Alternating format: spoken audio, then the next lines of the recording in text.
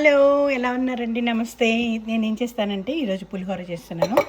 So ఈ విధంగా వేడివేడిగా అన్నం వండేసి పెట్టుకొని, సో నా దగ్గర ఆల్రెడీ నేను ఎప్పుడు చేసి పెట్టుకుంటాను అనమాట పులిహోర పేస్ట్.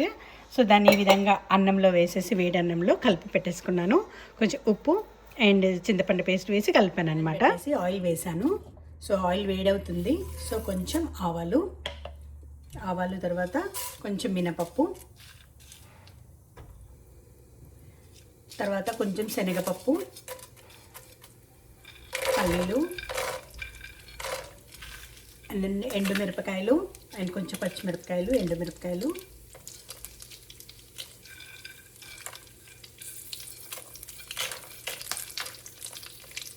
ఇవన్నీ వేసి వీటిని మంచిగా ఫ్రై అవ్వనిద్దాం.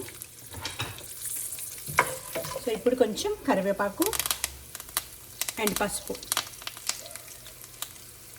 వేసి ఇవి కొంచెం మంచిగా దూరగా వేగనిద్దాము. కొంచెం యాడ్ చేద్దాము. చూడండి.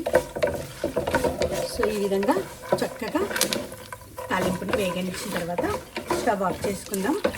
అండ్ నేను ఇప్పుడు పులిహోర తాలింపు అంతా పులిహోర మనం కలిపిన అన్నంలో వేసేసుకుందాం.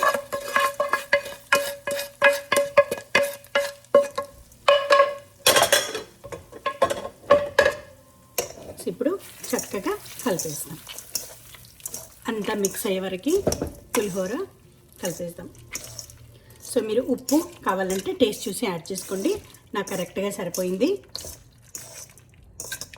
సో ఈ విధంగా పులిహోర ready.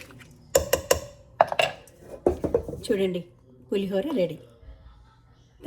Thanks for watching. Please like, share and subscribe.